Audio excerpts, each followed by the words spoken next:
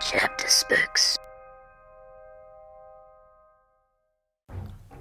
G'day, and welcome to Chapterspooks, where we talk about the books that keep your kids up at night. I'm your podcast host, Matthew A.G. Anderson.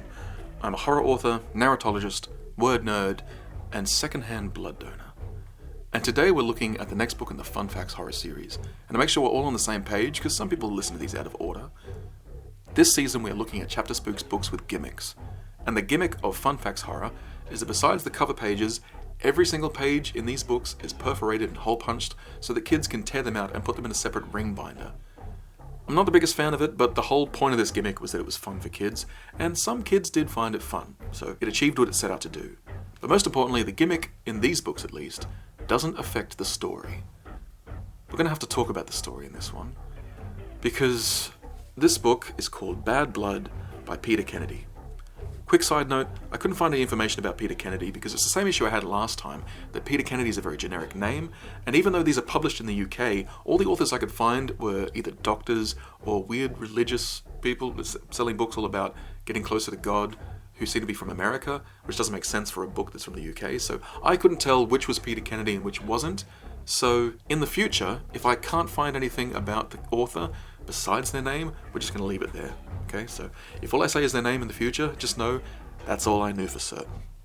But the story, we're going to have to talk about this. This is called Bad Blood because it is about revenge, and yeah, that could be a good plot for a Chapterspooks book, but this is not a good story. And unfortunately, it's not for a very interesting reason. Usually there's something we can learn from these books, but the main issue here is that it's just got bad characterization, and so there's not really much you can learn from that. Actually, no, sorry, I need to correct myself there. The whole premise of this podcast is that even with bad books, it can be a teachable moment. And there are some other issues with choreography, or what I'd like to call blocking in these books that I think could be talked about.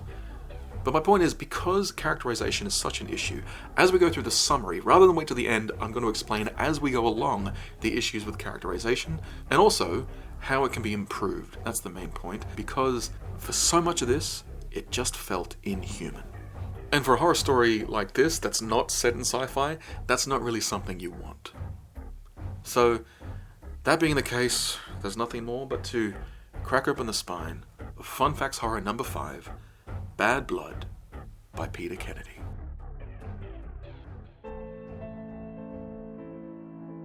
Now, things start off pretty well with this book.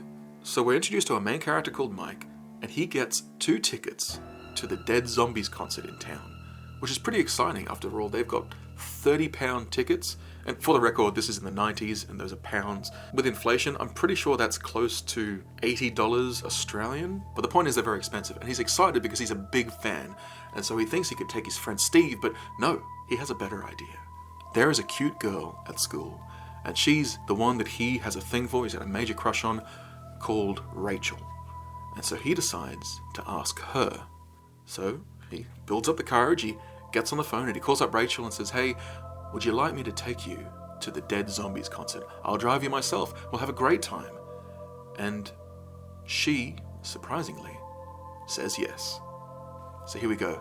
Our boy's in for it. Although there's a little bit of back and forth before he actually goes on the date, because even though he said, "Oh yeah, I'll drive you," he doesn't own a car, so he actually has to approach his dad and say, "Hey Dad, by the way, can I borrow the BMW?" So I don't like the fact that he didn't plan this beforehand. He probably should have asked, but that's not bad characterization. That's just teenagers being teenagers. But he finally gets the car, he's cleared it all out, he goes out on his date, and he picks up Rachel from her house, and she's very excited herself. She's got a big smile on her face, and she even has a little mixtape of some Dead Zombie stuff, because she's a huge fan herself. And so she puts that in the car, and they're listening to it as they head off to the Dead Zombies concert. And then we have our inciting incident. And I really do like this, although there were a couple of issues with the way it's described. Like I said, we'll talk about that more at the end. But as they're driving, he's going a little shortcut route. He happens to know a way across the bridge. You know, it cuts 15 minutes off the drive, so you don't have to go around the river. But as they're approaching the bridge, they see a guy who's holding a rock in his hands. And as they get closer, he raises it high above his head and throws it at the car. Chapter 2, The Hanging Man. Mike looked up in horror as the man on the bridge hurled the rock directly at them. Everything seemed to happen in slow motion as the object came hurtling down. There was a loud metallic bang as a large slab of concrete hit the front of the bonnet, bounced off and came up towards the windscreen. Mike reacted instinctively, slamming the brakes on as hard as he could. The tires screeched as the car slewed to one side in a half circle. His hands gripped the steering wheel. The car jutted to a halt. He sat still for a moment, in a state of shock, not moving, just thankful he was still alive. The concrete had just glanced off the edge of the windscreen, causing a long fracture, but at least it hadn't smashed through. He leaned over towards Rachel, who had her head pressed in her hands. "Are you all right?" he asked, reaching over and putting his arm around her. She nodded without saying a word. Suddenly Mike, overwhelmed by a great sense of anger, jumped out of the car and looked along the top of the bridge. He just caught sight of a shadowy figure disappearing into the gathering gloom. Driven by fury, he sprinted up the grassy bank which led to the top of the bridge and began running at a frantic pace in the direction the attacker had taken. He turned left to follow the road, and ahead of him he could see the eerie figure. He raced after him as fast as he could, and within a couple of seconds realized that he was gaining ground. The running man, who was now only 30 yards away, turned off the path and plunged into the deep undergrowth. Within a few seconds, Mike reached the spot where he had disappeared and was about to chase after him, when he halted abruptly. He stopped and listened. He expected to hear a lot of noise as the man fought his way in the dark through the thick undergrowth, but there was no sound except the occasional hoot of a night owl. "What am I doing?" thought Mike, as his heart pounded in his chest. "Suppose I catch him. He might have a knife. He might be a drug-crazed addict or a psycho who will attack if he's cornered." Mike listened again. He could hear the rustling branches swaying gently in the breeze. Then he thought he caught the sound of slow, heavy breathing. "He's in there, waiting for me." The initial burst of adrenaline, which had sent him chasing after his attacker, was now subsiding. He felt suddenly afraid of the possibility that some demented creature was waiting for him to step foot into the undergrowth. He spun around and hurriedly made his way back to the car, turning every now and then to make sure he wasn't being followed. Starting with the positives, this is a fantastic inciting incident. I love the drama, I love the tension, I love the danger. For a horror story, this is fantastic. And I also like that it starts off with him being so angry. It makes perfect sense. He's a young boy, he's on a date, he's trying to impress this girl, especially because his dad's car's been totaled. He's responsible for this, so it makes sense that he'd be furious. He'd want to grab this person by the neck and throttle them, and yet he doesn't. He chases after them and then stops, because he's thinking about the potential consequences. My issue is that this is a teenaged boy. Not only from personal experience, but also this is basic science. Human brain development means that teenagers struggle to fully understand the consequences of their actions, especially when they're being driven by hormones and they're trying to impress a girl. It makes no sense to me that this boy would suddenly stop. Now, I recognize that this may end the story early if he just ran into the bushes and tried to get this guy, because he'd either discover who this attempted killer is, but it also doesn't make sense to me that the killer would stop. We're going to learn who this is later. I think I'm not going to spoil it just yet, but this is also a young person about his age. And so it doesn't make sense to me that they would try to kill someone and then when that fails, do some alternate plan where they jump in a bush and hide.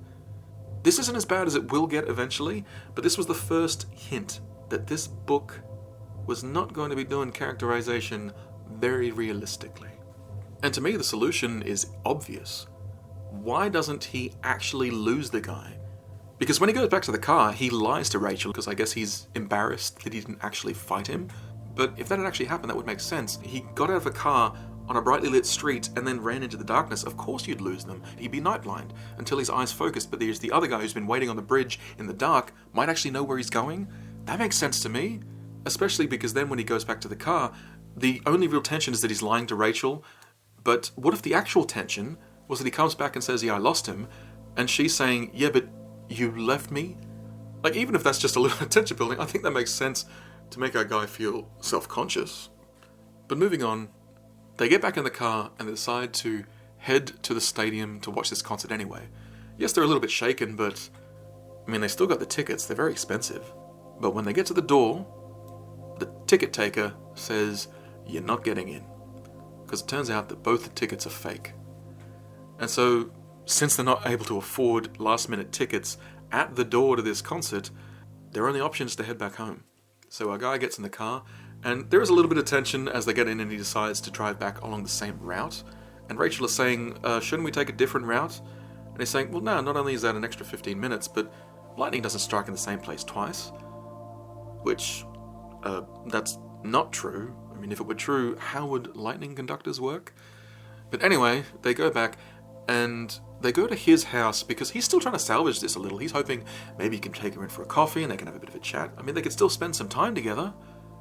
But before he can even ask, Rachel looks at his house and screams. So why is Rachel screaming? Well, do you remember in that excerpt I mentioned that chapter 2 is called The Hanging Man, and that's this chapter? Well, Rachel's screaming because she's just seen a dead body hanging in Mike's bedroom. She can see it through the window. Now, that seems like a bit of an escalation. Arguably, yes, but I'm going to rip the band-aid off now and say this is not real. This is actually a prank that's been pulled on Mike by his younger sister Kate. She stuffed one of their dad's suits with like pillows and stuff and hung it up with a rope. That doesn't seem human to me. Like, I recognize that yes, there are characters that are pranksters in books. In fact, in Chapterspooks, this is a very common trope. I tend to call it the nuisance sibling. It's a character who is either a bully or quite often a prankster, but the whole reason they're in the book is to make the main character's life more difficult. And this can be really good if you do have more of a slow burn book. It can add in a couple of extra little scares between the inciting incident and the monster. But, as can often be the case in Chapterspooks, this trope is real easy to abuse. And in the, let's call them lesser Chapterspooks books, like this one, it's often used just to throw in arbitrary scares. If most of the scares are coming from things that aren't the monster, what's the monster so scary for? But also, this is not a human being. Who does this? I get that the brother is on a date with a girl that he really likes. Maybe she want to make fun of him. Maybe she want to make him feel a bit silly. But convincing someone that there is a victim of murder or maybe even suicide in his room, nobody would do this. Don't even need to get into the fact that they were meant to be at a concert for 1, 2, 3 hours, several hours, and yet she didn't realize that they'd be coming back so early, so she wouldn't have had time to set this up. It doesn't make sense to me because you could easily fix this to make it seem, in my eyes, more human. If I was the brother of someone who just came back from a date to a concert that they didn't get to go to, called The Dead Zombies, to me, a dumb joke would be, oh, they're coming back early. They didn't see the dead zombies. Maybe I will let them see a dead zombie. And so I might, collapse on the floor and look dead. Yeah, dumb joke, but to me that would make so much more sense, because not only is that something that a young sister would do that doesn't require putting a hanging body off of a fan, which is not a load-bearing structure, by the way. Very dangerous. Do not do that. But also, then he could open the door, and when he sees his sister lying there, because he's so tense, this dumb joke could make him think, oh, maybe the killer came back here. Maybe he attacked my sister. Is she okay? I need to make sure that Rachel stays outside because they could be in danger. Like, I could see this becoming a tense moment from such a dumb joke. And then when he runs over to see if his sister's okay, if she's still breathing, and she just laughs in his face, he could feel so embarrassed, and then that would make sense to me and keep the plot going the way it's going. I'm not going to cover every single way how the plot can keep going, but this is my point with characterization. You don't need to break logic and reason just to have the plot keep going. Characters have so many reasons to do what they do. You don't need them to act inhuman to make your plot work. Anyway, let's get back to the plot, shall we? So Rachel says she's done with all this. Mike takes her home. He heads back and he's trying to sleep. He's laying on his duvet. And then he gets a call late at night. And I'm not going to drag this out. It's someone calls up and says, next time you're going to be dead. And he's like, who is this? And then it turns out that it's his cousin Angela, because his young sister, after he told her what happened, she told their cousin Angela, and she thought it would be funny to call him up and traumatize him about being nearly murdered. Not only is it a disgusting thing to do, and not only is it annoying, but it also meant that I realized this book now has 2 nuisance family members, a nuisance sister and a nuisance cousin, 2 pranksters. Is this going to be all just stupid jump scares between chapters rather than the actual horror?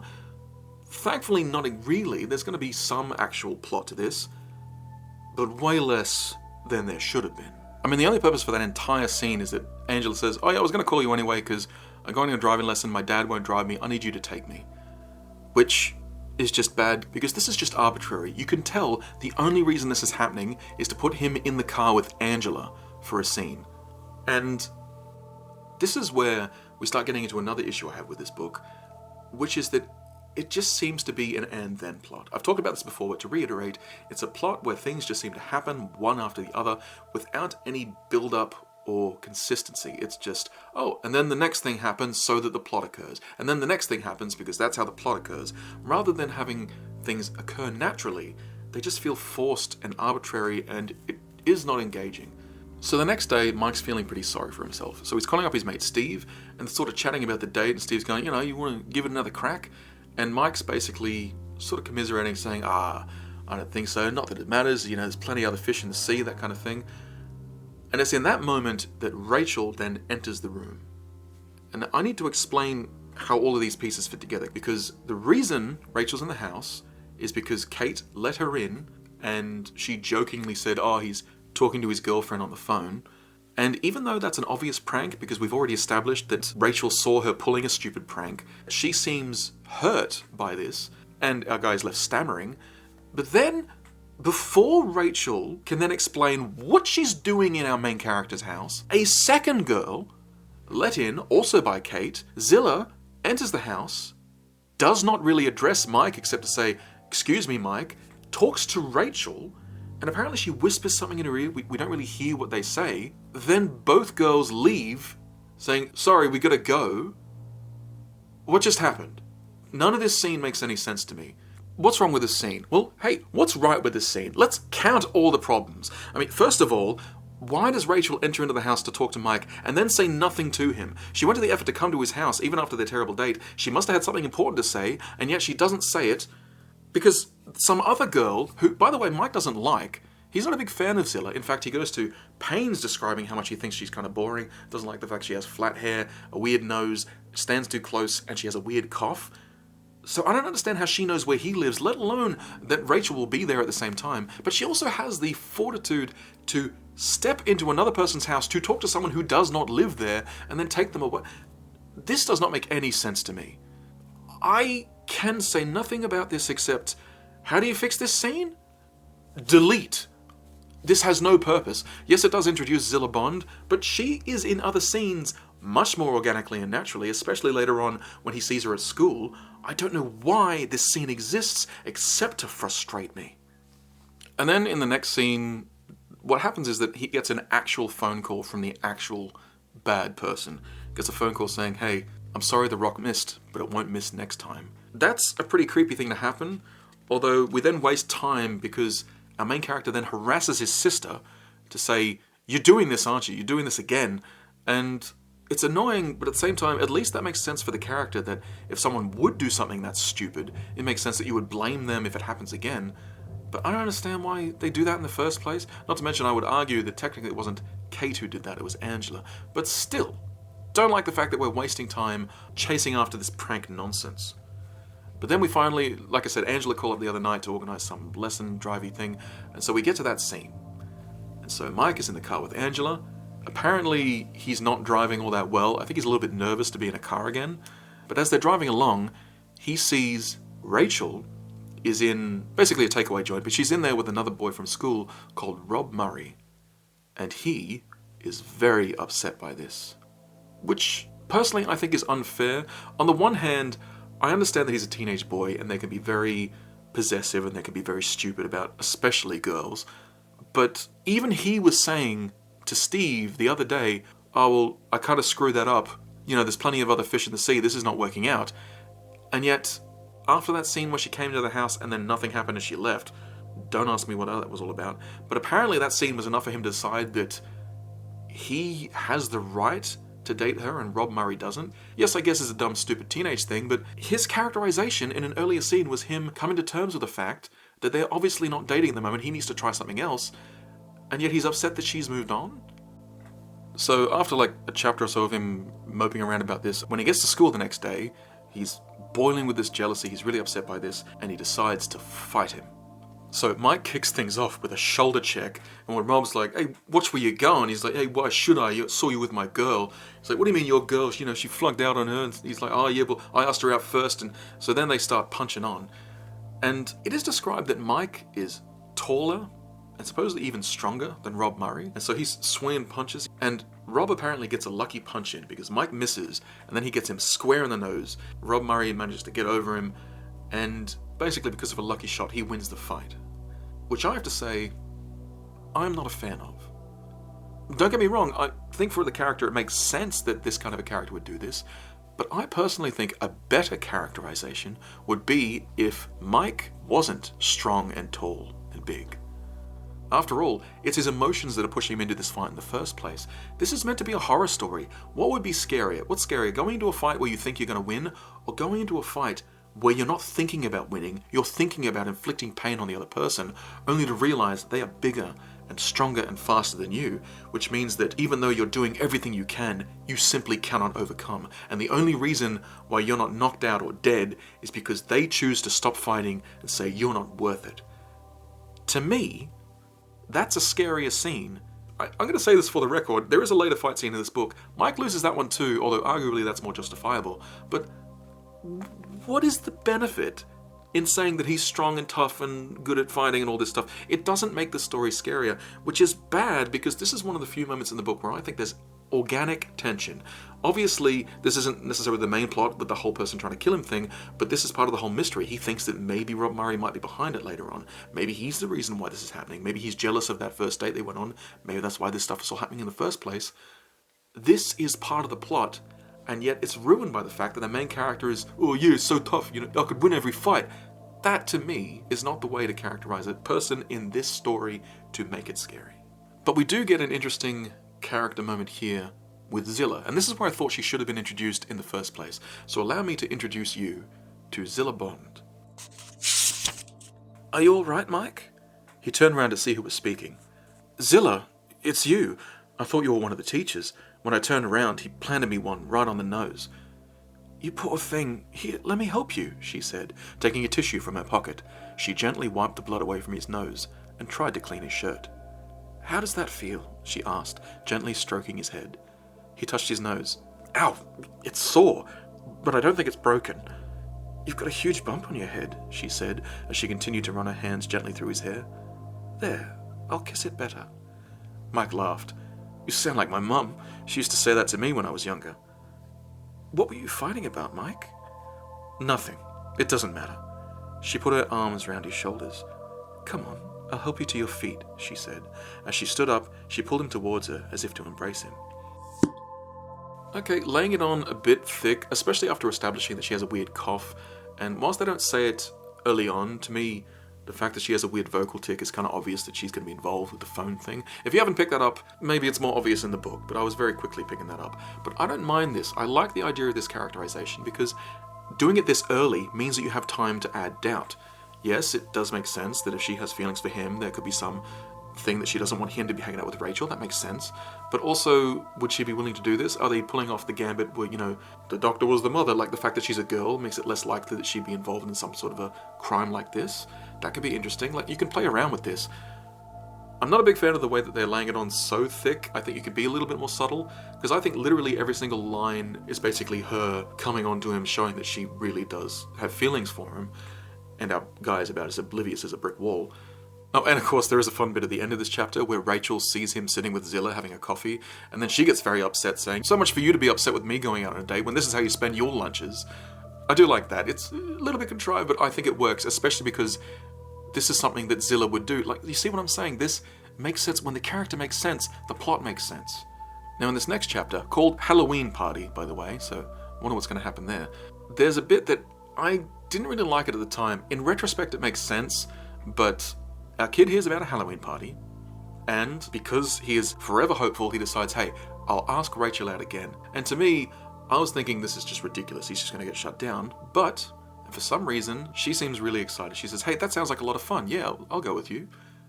And so he's over the moon, absolutely ecstatic. And so he's planning all this out. He's going to get dressed up like a vampire. His cousin's going to get dressed up like a witch. So is his sister. And so is Rachel, by the way. Personally, I just find that amusing, but yeah, they're all dressing up like witches. But they get in the car and they head to the Halloween party. And then we get this ridiculous scene, because they get to the Halloween party house, but it is completely empty and no music is playing. And as they're there, they see rats and giant spiders and snakes are crawling across the floor, and they get really scared. Again, it's another fake out, but this time this is a prank that's being pulled by every single party guest at this Halloween party. And I need you to understand, this wasn't done by friends or family. In fact, Rob Murray is at this party, so people who don't even like Mike and his friends, they decide to pull this prank. So every single person at the party together was like, oh guys, it'd be really funny, even though these people aren't our really big friends, how about we all shush, hide, and we'll set up this thing on a string. No, this is not a thing that happens. This is ridiculous. I can understand if it was a birthday party or they were the main guests, but this is just a random Halloween party. Who decides to turn a party off for the sake of a single prank that is not funny? And do I even need to point out the fact that now, of the nuisance siblings, we have Kate and Angela and the entire guest list of a Halloween party? Are you seeing yet why I'm not enjoying this book? Despite these frustrations, the next scene does start well. Even though I wasn't really keen on it, once the music does get going and the kids start dancing, it does make a lot of sense that Rachel is dancing with Mike, they're having a bit of fun, they have a little bit of a break from the dancing. Mike asks if she wants a drink, she does, so he heads over to the refreshments table. But when he's there, he's talking to Steve, and Steve asks who is dancing with Rachel.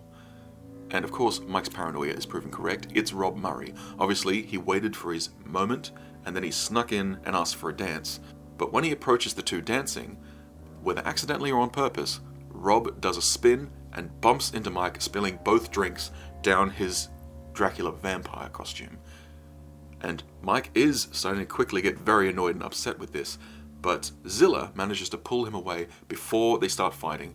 And it could be implied here that this is either to stop him from getting to Rachel, or because she knows that he has literally tried to fight Rob before. So I do like this, that makes sense. What makes less sense is the scene that follows, because Mike decides to go to the bathroom, cool off, clean off as much of this as he can. But the next scene in the bathroom is odd. So Mike goes to the bathroom, he cleans himself up. There's a little bit of scene setting as he does, saying that it's got a bit of a scratched up mirror and there's stains in the sink. I do like this setting up the scene. But as he's cleaning up, the lights turn off. And at first Mike is just annoyed, saying, alright, who's playing silly idiots, who's doing this? But then he hears the door lock. And so now in the dark, he goes to check to see what the door is. But he gets to the door and he notices that the door is locked from the inside. And then he can hear someone in the bathroom breathing. And yet this could be some good tension building, but for the fourth time, this is another stupid prank. It turns out that this is Angela. She just thought she'd play a stupid joke. But then things get really confusing, okay? Because he says, okay, well, let's get out of here. This is a stupid joke gone too far. And apparently he switches the light on using the pull chain, which doesn't make sense because we established that the light was outside. Maybe it has both, I don't know, I've never heard of that. But then when they go to open the door, they hear someone lock the door. Which, again, doesn't make sense because the door was already locked, but apparently someone stuck a key in the lock. Apparently it's because it's one of those locks where you can get it from both sides and the key goes through. But hold on, that doesn't make any sense because we established earlier in the scene that he could tell the door was locked from the inside. But if it's locked with a key that can go through the keyhole either way, how could he tell that it was locked from the inside? This really annoys me because this could have been done really well. I like the idea that Mike realizes the door is locked and realizes that it was locked from the inside. I love that sudden switch because he says, oh, it's locked from the inside, so I can just unlock it. And then you have that creeping, niggling thing in the back of your mind where you realize, wait, if it's locked from the inside, that means I'm locked in with whoever's here. Not only does that make more sense to me, but there's some weird, silly back and forth where there's a key in the lock, and Angela tries to unlock it with the key that she has. Who owns this house? Why is there randomly more than one key to the bathroom, but also there's two, and then they can stick one in? And then our two characters are apparently stuck in the bathroom for 2 hours. There's a time skip, a time jump, and then only after 2 hours does Mike suddenly get the idea to take the cover off of the doorknob so that they can just push the key out. That doesn't make any sense. You know what I'm saying here? You don't need to create this weird scenario where there's a light switch inside and outside the room, and this also happens at the same time as a prank, which also means that the person who is trying to do silly buggers, as well as the person who is literally trying to kill him, happen to co-align. Finally, we're getting back to the stuff that actually makes sense. Because when they get out of this bathroom, after 2 hours, which doesn't make sense to me, you realize that people who are stuck, they don't just stand around going, oh, this sucks. Like, people usually try to get out of rooms. Although I guess maybe they're just very silly. But after all this, he goes downstairs and sees that Rachel has left with Rob Murray. Mike is very upset about this. But then he has to go and walk home on his own because the girls got picked up by their dad when they realized that they weren't coming home on time. So he's walking home on his own, and he has to walk back across that bridge. And this actually does have some good build-up, some good tension, because he's walking towards it, and as he's approaching, he can see figures on the bridge, and he's a bit scared. But it's an old-school bridge. It's just got those old parapets. They look a little bit like people, especially late at night. But then a figure steps out from behind one of the parapets. The person is actually on the bridge, and he can see in the light that they have a knife.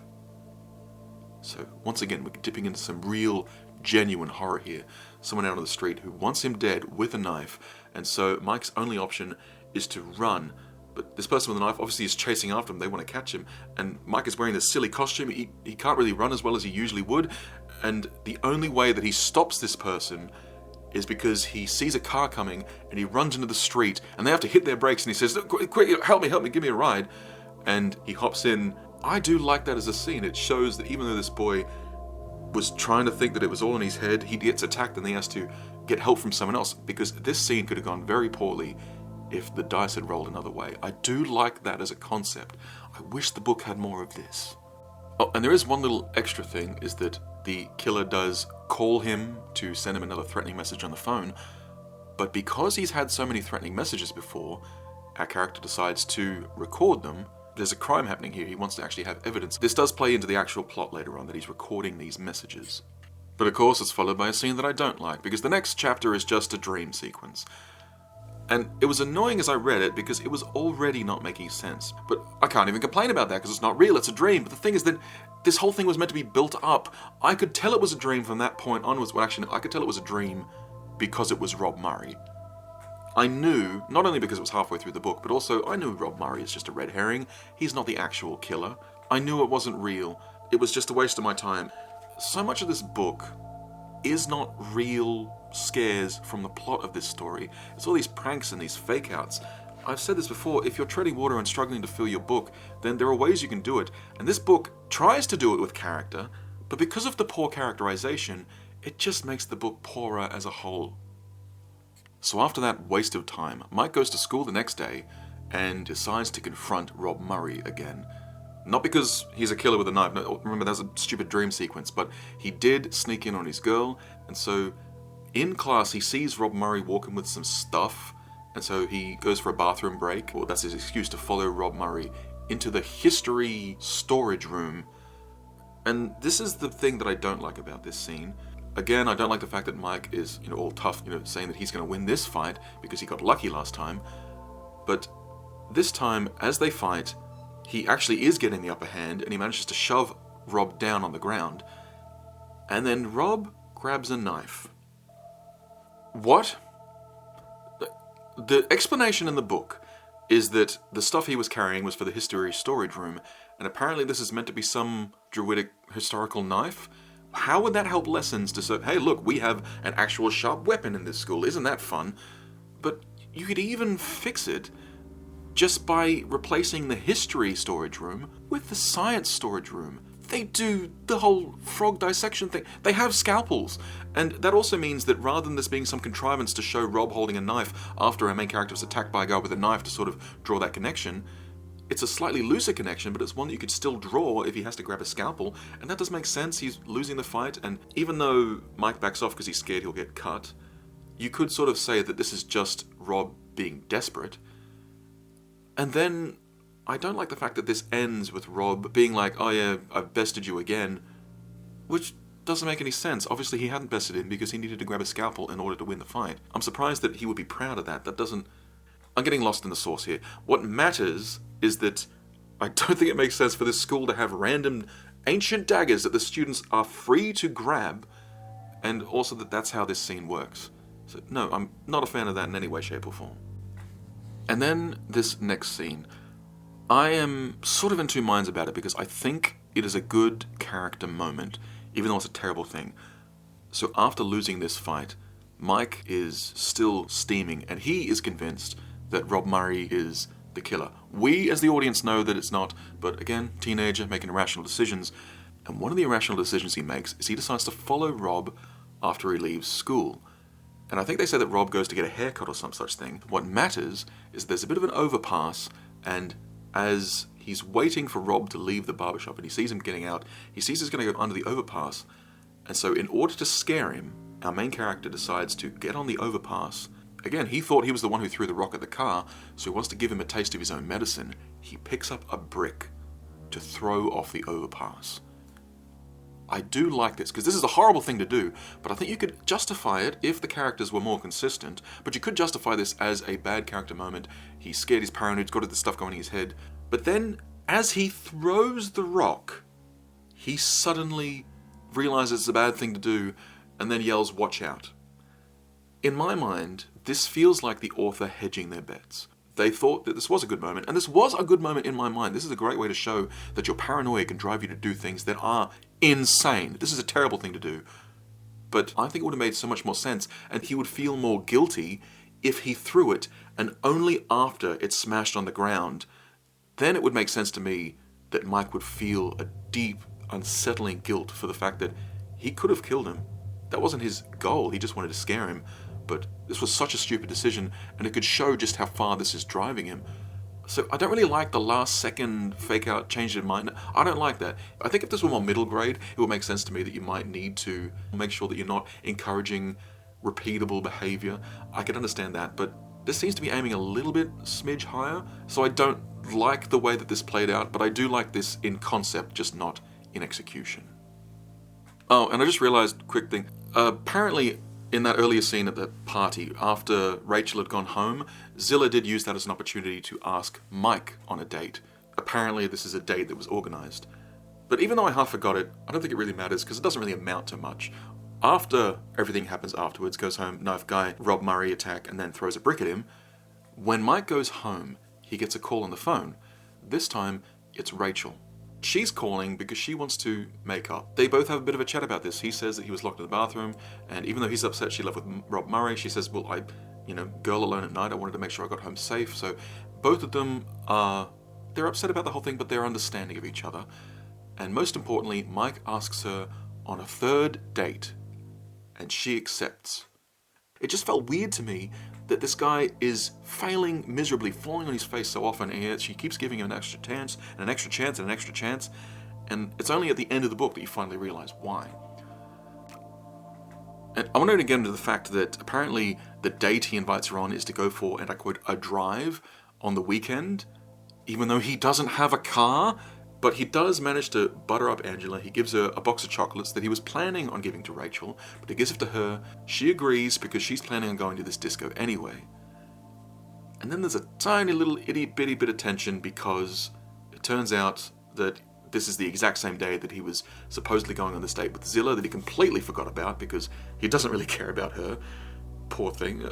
I don't know how you get into such a situation when you are so one-minded on one girl, but okay, what matters is that he basically says to her, look, I'm sorry, it turns out I'm busy on that day. And so on that day, Zilla and Angela get together so they can go to the disco. And when Rachel arrives, and she says, hey, what are we doing? You want to go to this disco? He very quickly is like, no, I think, how about we go to the movies? I think we'll have more fun at the movies. And this time, the date goes really well. Basically, we see them coming back, and they're saying they both have a lovely time. There is a little bit of weird, scary stuff, because when he drives back to drop her off at home, they hear something laughing, and it turns out that someone's put a weird, laughing doll in the trunk. Eventually, it turns out that this is just another Angela's pranks. Although, I'd argue, it seems like it wasn't actually a prank, it's just a thing she had but forgot to take out of the boot. Whatever, it's just another silly fake-out that's wasting time.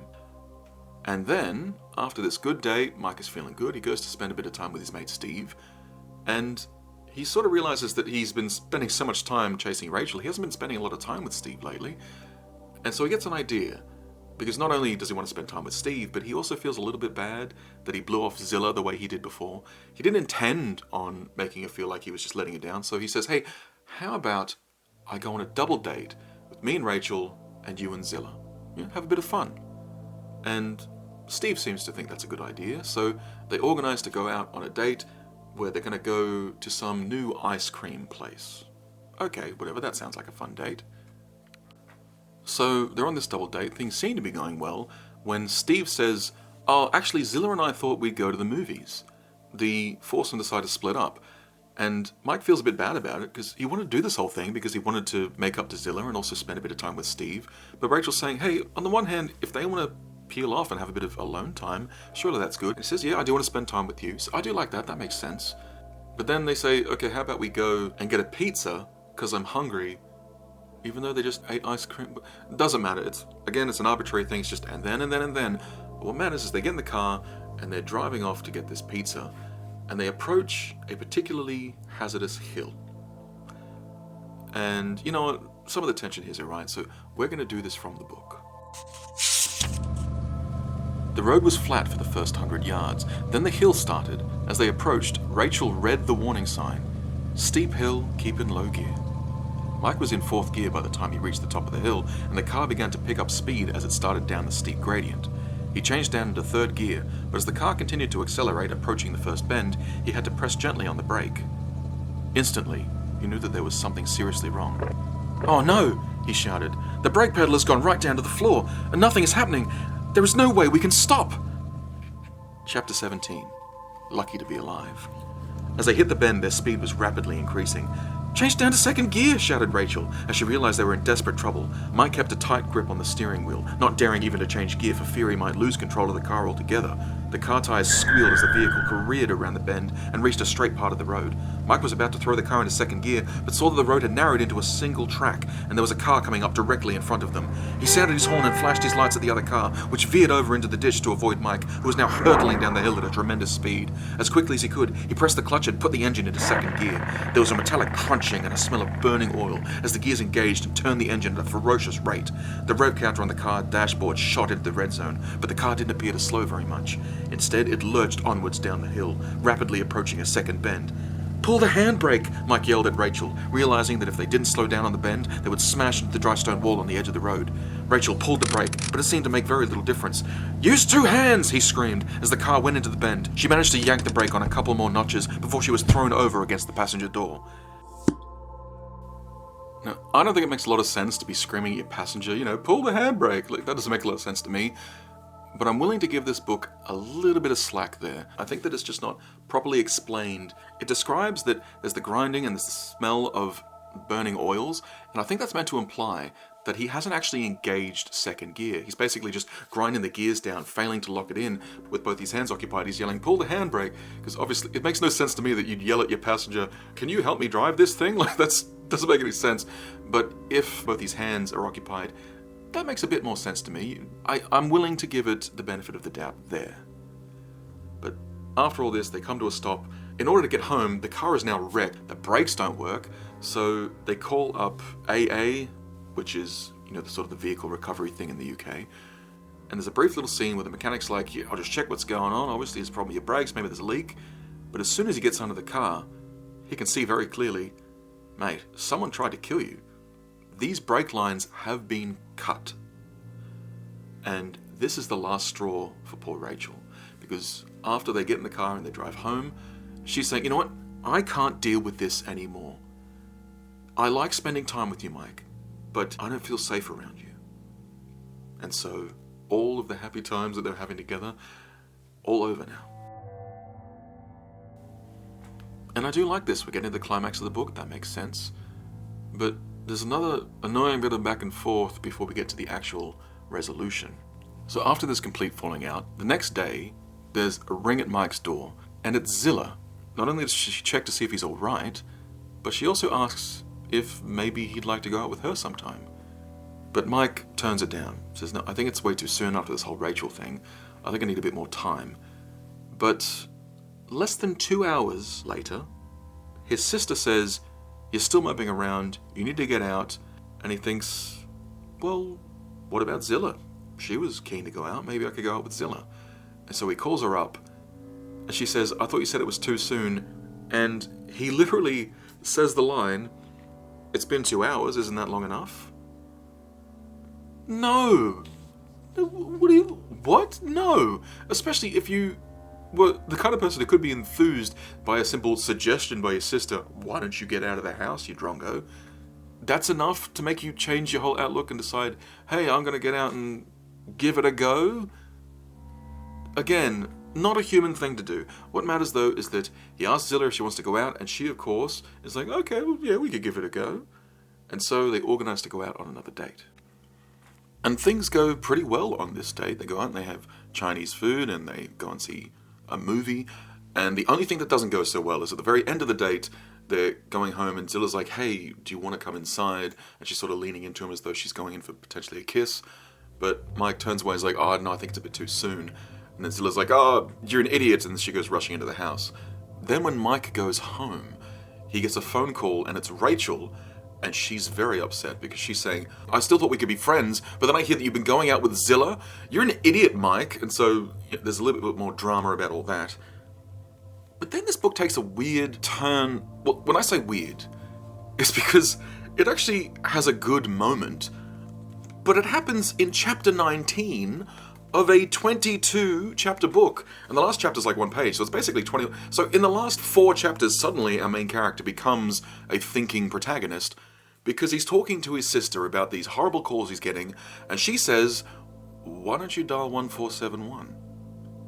And I did look this up. That is the actual number. It's like in America it's star 69. In Australia we have similar numbers where you can learn the person that just called you.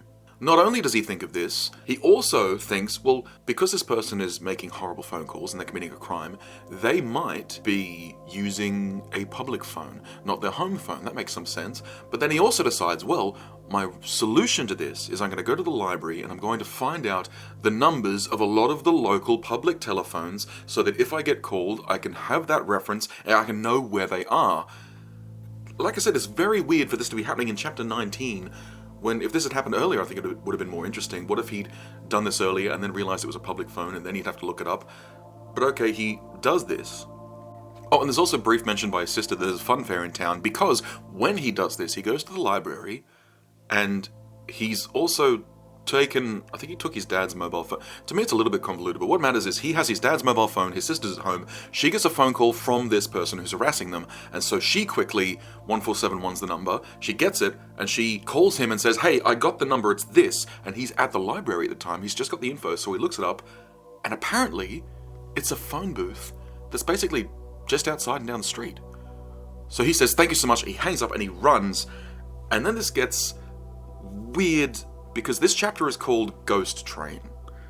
The reason it's called Ghost Train is, remember how I said that the sister said there's a fun fair in town? There's a fun fair in town. This guy goes running down to the phone booth, he sees a dark figure, who looks very familiar because he's seen him on the bridge a few times, and he chases them, and they go running into the fun fair, and he sees them run into the Ghost Train, of course, and he runs up and the ticket seller says, no, you can't go in, and our guy thinks, no, okay, I'll just wait here, because it's a ghost train, it's a circuit. They have to go in and out. So he just waits at the exit for them to come back out. So after waiting a minute or two for the cars to go around a few times, he doesn't see the killer come out, and he realizes they must have hopped out of the car and they're hiding inside of the ghost train. So Mike decides to buy a ticket, he boards the train so he can go and find his dark killer. And I would have forgiven this in another book, but this book has already played its hand. It has all these nuisance siblings, the nuisance partygoers, the stupid pranks, the arbitrary scares, so this felt very artificial to me. But it could have worked in another story where they threw some slightly more organic stuff like fun fairs and ghost trains in, because he's aboard the train and he sees things like cloth banshee that's hanging on a string and flies towards him. He sees mummies and figures all on the sides of the tracks. But as he's approaching a particular scene where there's all of these monks or cultists or something wearing robes, and one of them is holding a big scythe, he notices that there is a naked mannequin on the side of the tracks, obviously just discarded there. It's only as he's approaching the monk with the scythe, he realizes, oh no, they undressed the mummy and they dressed up as the monk, and he manages to duck just in time as they swing the scythe at his head. So he dives out of the train and he hits his head on the track, causing him to bleed, but as he's lying on the ground, he then has to move again because they swing the scythe again. They're trying to cut off his head. And the only reason they stop is because the next ghost train on the track is following close behind, and as they approach, the figure turns and runs out of the ghost train. Mike is yelling at the other people, "Call the attendant, someone is trying to kill me." The other people, I mean, they actually mention that the other people, when they see the scene, they're like, "Oh wow, it looks so real." They don't actually realize that this is a genuine emergency, someone is trying to kill me. So he doesn't actually get help until it's too late, and the killer escapes. I'll quickly mention there's another slightly more organic scare, how as he's in the tracks, after he told the people that he needs help, someone races up behind him and grabs him by the shoulder and around the neck and drags him out. And at first he's struggling, but he's a bit weak after the fight until he realizes that this is just the ride attendant saying, "We're sick of you people messing around with the stuff. You're supposed to stay in the train. Get out of here." And so he throws him out of the fun fair. Like I said, I think that's a slightly more organic way of throwing in fear, but this book, this is like the first time... Oh, okay, let's be fair, this is about the third or fourth time that this has done this, after about a dozen times of having it very lazily done. But now, we're at the end of this book, we're at chapter 20, called Surprise, Surprise, because this is where we're going to get the reveal. So he's listening back to the tapes, and he notices something. And the book puts pains in to show that it's not going to tell you what he noticed until the actual reveal. So he goes to Zilla's house, he knocks on the door, and he says, "I listened to the tapes and I heard your distinctive cough." But I don't think she really coughs all that much throughout the book. She doesn't have a distinctive cough. I think she does cough in one line of dialogue at one point, but I don't even remember what page it was because it wasn't that often. But the point is, he approaches Zilla and he says, "It was you. Why did you do this?" And she says, "I'm sorry, I didn't have any choice. I thought it was just for fun at first because I do like you. I was hoping that maybe if you turned off Rachel, you'd turn towards me and we could be together. But Steve is violently jealous of you and Rachel." See, this is the reveal that Mike's best friend, Steve, who in every other scene was acting as though he was happy for his friend, or he's encouraging, or saying, "Oh, it's okay, there's plenty of fish in the sea." This whole time, he's been the crazy person trying to kill him, making the bad phone calls, or I should say, encouraging Zilla to make the phone calls. I think the only call that he made was the one when Zilla was in the room. So, in a sense, I guess that's the only real hint that there were two people involved. I didn't even notice, though, at that point. I just thought it was bad writing. But the thing is that this, to me, came out of nowhere. Like, don't get me wrong, I think that Zilla being the killer was a little bit telegraphed, and I like that it was done so early that you could maybe have some doubt. But Steve? Why Steve? I don't know, it just doesn't make a whole lot of sense to me. Especially for a book called that. But you know what, we'll talk about that at the end. What matters is that not only has he gone to Zilla to talk about this, but apparently Steve is in the house. Because as they're talking, she's like, "I couldn't stop him, you need to get away." And then they see through the back window that Steve is going towards the garden shed and comes out with a claw hammer. And he's charging into the house so that he can attack and kill Mike. And whilst I think this twist sort of came out of nowhere, I do like the scene where they fight, because he comes into the house with a hammer, and even though Mike before has said he's a good fighter, I like in this scene that he doesn't bring any of that up because Steve has a hammer. If he hits him in the head once, or if he hits him in the leg once, he's dead, because if he falls, then all he has to do is walk up and smack him in the head, and he's dead. So he has to keep dodging and dodging, but Steve is crazy, swinging this thing around, and I like that Mike is asking, "Why on earth would you cut the brake line? If you'd killed us in the car crash, that would have killed Rachel too." But Steve is saying, "If I can't have her, no one can." And he's swinging like a wild thing, and the only way to avoid this, Mike is still running out, so he runs out the back door and he manages to close it, but Steve is so crazy, he just smashes through the glass, which was a bad choice, because when he smashes through the glass, he gets cut in the leg, and there's a spurt of blood. And this is a severe cut. It's described, he gets disarmed by Mike, he gets the hammer taken away, and Steve is just on the ground saying, "Someone please call me an ambulance, I need help." And then the chapter ends. But the book's not quite over, there's one more chapter, that's 21 of a 22 chapter book, remember. And again, there's a thing in chapter 22 that I think would have been better if this book had played its cards right. Because in chapter 22, it's all over, we don't get anything else from Steve, he's out of the picture. Mike and Rachel are on a date, showing that they definitely have moved on. She feels safe with him now. But Mike's still a little confused. And he says, "This doesn't make sense. I thought he gave me the tickets so he could ambush me on the bridge, but this whole thing started when we started dating after I got the tickets. I don't understand why he would send them to me, but I don't know who else would have sent them." And Rachel says, "Mike, you goose, I sent you the tickets.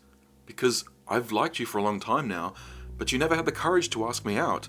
I was hoping that this would be the push you needed. And so the book ends on a sweet note. I mean, she doesn't mention that she didn't realize that they were fake tickets, and so that was a bit of a disappointment. But it does explain why she kept saying yes to all these dates, even though it was poorly characterized that she was not actually the most popular. It was just the person that he had a crush on, and it was never really established that she had a crush on him. You know what? Rather than go into all this right now, let's just say that is where this book ends, with a happily ever after. The end.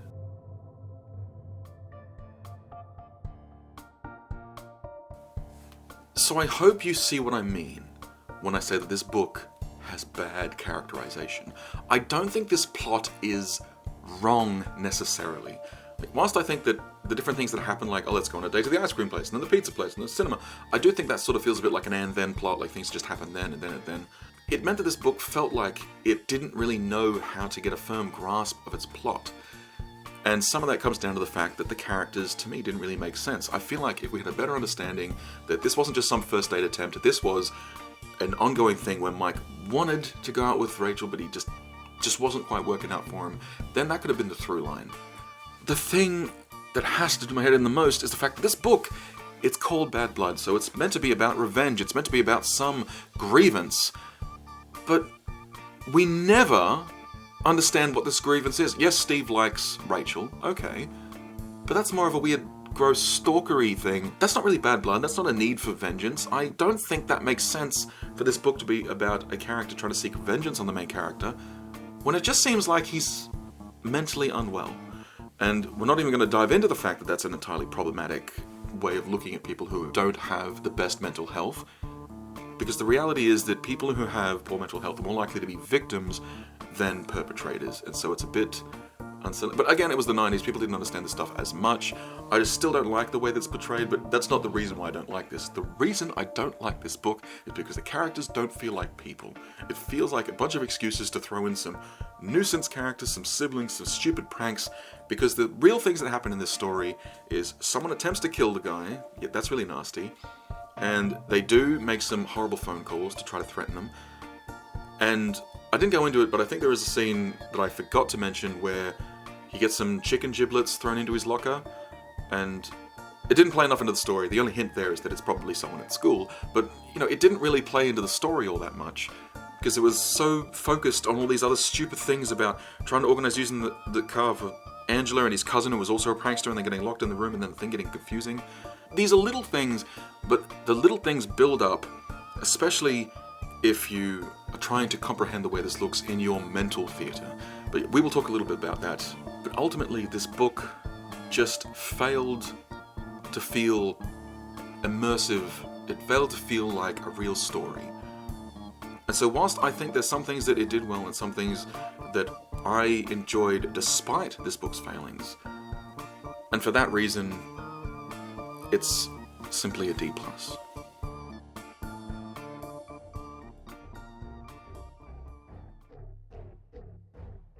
Now, what can you learn from this book? I think we've already talked enough about the character stuff, so I'm going to set that aside for now. I want to focus on the thing I brought up a few times now, which is the choreography and the blocking. And when I'm talking about that, what I'm actually talking about is your mental theatre.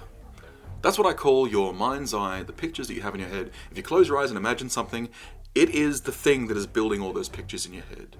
Your mental theatre. And I call it that specifically because when you're writing a book, people are reading the words, but as they're reading them, they are building a picture in their mind's eye. They are creating this world and these characters. But when you are creating someone else's mental theatre, you need to give proper stage directions, because this is a very tricky little mental trick we're doing with people, having them read a world and then build that world at the same time as they're absorbing it.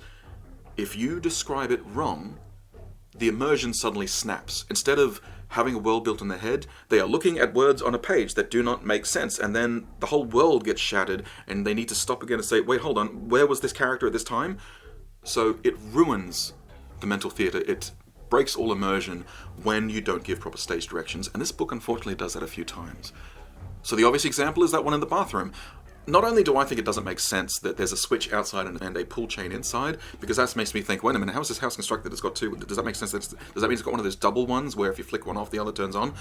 That's not as important, though, as the locking issue. When he goes to the door, he says, this door was locked on the inside. Now, when you say that, that to me says that there is some signifier, it's either seen or felt, that the lock is closed. And so I imagined a simple door latch. But then when he says that there was a keyhole that the other key was pushed through, well, that totally broke my immersion, because I realized, wait a minute, instead of a latch, they've got a keyhole? Well, how can you tell that a keyhole has been locked from the inside? Not to mention, the lights were off at the time. How did he see that? Do you see what I mean? Like, it's not very much. It's a little mistake, but it was enough to totally shatter and burn my mental theater, because I no longer was reading a book. I was confused at what I was trying to understand. You need to be careful of doing this when writing a story. So even something as simple as where you place characters. This is what I'm talking about when I say blocking. These are terms in dance and TV. Blocking is when you are filming a scene. Often they will literally put out bits of tape so that people, when this person's standing here and that person's standing there, they are not blocking the view of each other. And so I think they call it blocking because you can put two people side by side, like they are wooden blocks that you're placing in the scene. It affects the way that people watch stuff on TV, but it also affects the way people see stuff in their mental theater. If, for instance, if two characters enter a room from opposite sides, you say, oh, they both walk through the doors, and then character A slaps character B. If you hadn't established that either this room is very small, or that the doors were very close together, something as simple as that can break that immersion, because someone was picturing a large room will suddenly go, wait a minute, I thought they were very far apart, how they slap? Does he have a very long arm? What's going on here? Simple things like this can ruin immersion. So when you are building a story, make sure that you are picturing the scene and make sure that it actually makes physical and mental sense. Now, thankfully, when writing a book, you can cheat a little bit. In a set, when you have a person standing in the kitchen, you say, okay, well, you need to be standing right there because the camera's here so we can see you. Whereas in a book, especially in a sort of omniscient third, you can just say, John stood in the kitchen. And most people can build that in their mental theater because they know that John is a name, usually male, and they know what kitchens tend to look like.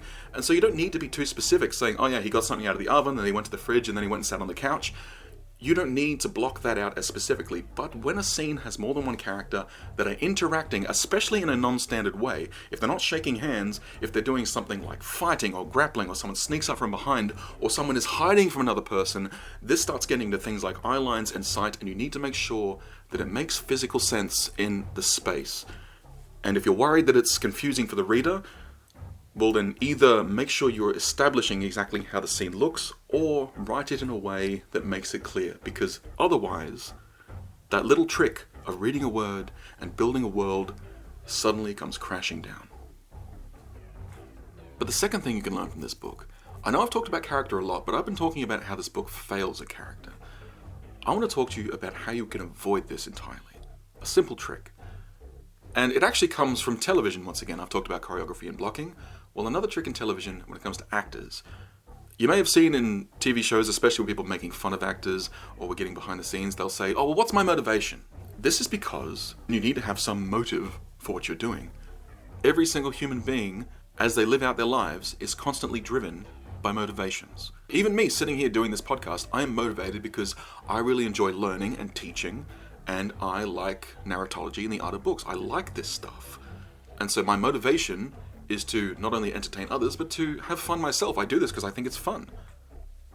And this is true of everyone. Even if you're just having cereal, you're motivated by hunger. If you're going to school, you're motivated by either avoiding the punishment of not doing so, or you want to learn, or you have some outcome with your career goals. Everyone is driven by something, because if you're not motivated to move, you have no momentum. Because when you have no motivation, you have no subjective inertia. Motivation is what makes us do what we do, and motivation is incredibly broad. So in the example of this book, like, I look at that scene where the characters, Rachel goes in and then Zilla comes in. I understand Rachel's motivation was to talk to our main character. And then that motivation vanished as soon as Zilla entered the scene, whose motivation had no real explanation. It was either that she was trying to stop the conversation, or she was trying to get Rachel to do something. In either case, I don't understand that motivation, and I don't understand how that motivation overrode Rachel's motivation to have this conversation in the first place. You have to have enough motivation to go to someone's house, knock on the door, answer it, talk to the sister, and then go up and talk to a person. So That's why it felt so inhuman. I didn't understand what was driving that character's actions. And so if you want to make sure that your characters feel human, that they have an actual good character that feels immersive and real, make sure everyone has some motivation. It could even be something as simple as, in that scene, this was a good example actually. In that scene, it was a very small one where the kid was in the ghost train and then he gets attacked by the attendant who grabs him around the throat and drags him out. His motivation is that he wants to make sure that this ghost train ride is operating correctly. That's where his money comes from. His motivation is to get paid. And so when some kid is messing around, his motivation is to get them out of there as soon as possible and tell them to stop messing about. That felt real, even though it was a side character, because I understood his motivations. And that felt more real than the scene where the characters decided to stop having a party and pull some prank, because when you go to a party, your motivation is to have fun. And turning off the lights and setting up a very intricate thing with strings and ropes and little rubber toys, and then being very quiet to scare 3 people you barely know, that's not a human motivation. That is an author motivation who wants a certain thing to happen in the plot. This is why a lot of people say that the best stories are character-driven. What they're actually saying is that it's driven by characters who have motivations that are understandable and that we can empathize with, or at some point sympathize with if we don't fully understand them. So to avoid this ridiculously poor characterization in this book, give your characters motivations.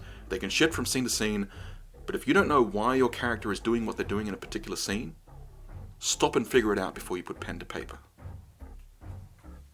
So, that was Bad Blood. I do have some good news for you, which is that I was falling behind and I decided to start reading the next book in the series, and I will give you no spoilers, except to say that it is well written with interesting characters. I've only read the first few chapters, so I don't know what's going to happen yet, but it is interesting. We're not going to fall in this trap again where I'm forcing myself to read a book that I'm not enjoying. So we do have that to look forward to.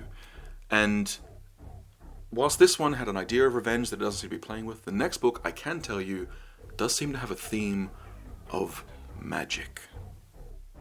So, if you thought this was scary, you need to wait and see what I have in store for you next time.